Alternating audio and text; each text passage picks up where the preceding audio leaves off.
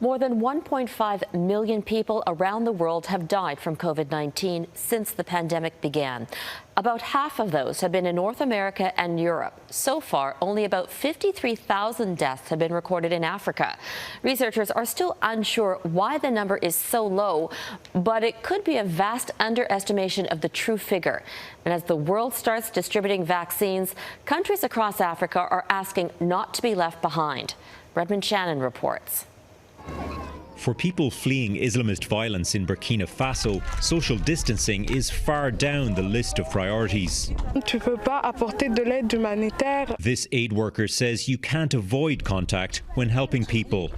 And for many of the 1 billion people across the continent of Africa, close contact is a part of life. So why does the COVID death rate appear to be so low? The two most important factors are age and the presence of comorbidities. And we found ourselves in a continent where these two are lower compared to what you find elsewhere. More developed nations like South Africa and Morocco record more cases and deaths, suggesting that a lack of testing and monitoring could also explain what's going on. A new study of data in Sudan's capital, Khartoum, says deaths could be more than 20 times higher than official figures.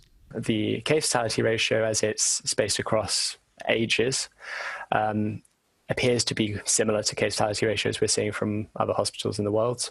It estimates more than 35% of residents have already been infected. The World Health Organization says COVID-19 may impede the treatment of other diseases like malaria and HIV/AIDS, potentially adding more indirect deaths than those coming directly from the pandemic.